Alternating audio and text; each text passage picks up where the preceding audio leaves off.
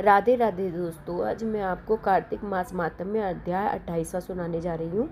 धर्मदत्त ने पूछा, हे देवगण, जय और विजय ने अपने पूर्व जन्म में ऐसा कौन सा पुण्य किया था जिसमें भगवान विष्णु का रूप धारण करके वह उनके द्वारपाल हुए।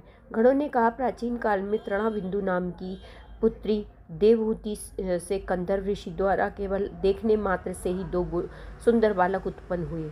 उनमें से बड़े का नाम जय और छोटे का नाम अजय हुआ। बाद में देवहूति के गर्भ से कपिल देव जी भी हुए। जय और अजय दोनों ही भगवान विष्णु के बड़े भक्त और धर्मात्मा थे। दोनों ही नित्य प्रति अष्टाक्षर मंत्र का जप करते थे और भगवान विष्णु का व्रत करते थे। भगवान भी उन दोनों भाइयों पर अत्यंत प्रसन्न थे और नित्य पूजा के समय उनको दर्शन दिया करते थे। एक समय राजा के निमंत्रण पर देव ऋषि नारद गणों सहित राजा के यज्ञ में पधारे। उसी यज्ञ में जय ने ब्रह्मा और अजय ने पुरोहित बनकर यज्ञ को संपूर्ण करवाया। यज्ञ की विधि पूर्वक समाप्ति हुई। मरुत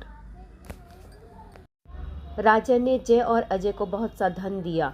वह दक्षिणा लेकर दोनों भाई अपने आश्रम में वापस आए। धन का बंटवारा करते समय दोनों भाइयों का आपस में झगड़ा हो गया।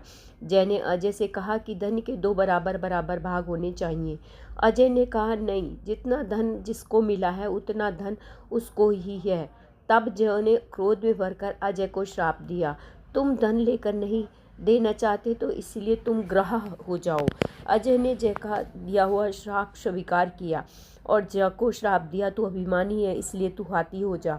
जब नियम पूर्वक दोनों की पूजा के समय जब भगवान उनको दर्शन देने के लिए आए तो भगवान ने श्राप मोचन का उपाय पूछा। दोनों ने प्रभु से कहा, देव, हम दोनों आपके भक्त हैं, मगर हम हाथी की योनि में कैसे होंगे? हे कृपा सागर, श्राप से हमारा उद्धार कीजिए। भगवान विष्णु ने कहा, मेरे भक्तों की वाणी भी कभी असत्य न होगी। यमराज भी उनको अन्यथा नहीं कर सकते। पूर्व काल में तुम भक्तराज प्रहलाद के कहने पर स्तंभ से प्रकट होना पड़ा था। राजा अम्बरीश के कहने पर 10 अवतार लेने पड़े थे। इसीलिए अब तुम दोनों अपने श्रापों को भोग कर फिर मेरे लोक को प्राप्त होंगे। इतना कहकर भगवान विष्णु गणों ने कहा। तब वह दोनों गंडक की नदी के किनारे मगर और हाथी हुए। जाति स्मरण रहने के कारण इस योनि में भी भगवान विष्णु का व्रत नियम पूर्वक किया करते थे। एक दिन कार्तिक की पूर्णिमासी को वह हाथी स्नान के लिए गंडक की नदी में गया। तब पिछले जन्म का श्राप स्मरण करके मगर ने हाथी पकड़ लिया। मगर के पकड़े हुए हाथी ने भी भगवान विष्णु का स्मरण किया। फिर क्या था, तुरंत ही शंख चक्र गदा पद्मधारी भगवान ने अपने सुदर्शन चक्र द्वारा उन दोनों मगर और हाथी का उद्धार किया और दोनों को अपने जैसा रूप देकर भगवान उन्हें वैकुंठ में ले गए। उसी दिन से उस स्थान का नाम हरिक्षेत्र प्रसिद्ध हुआ।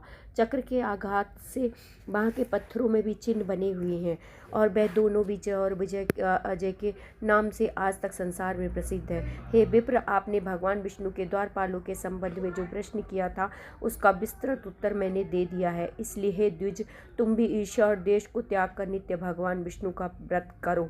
जगत के प्रति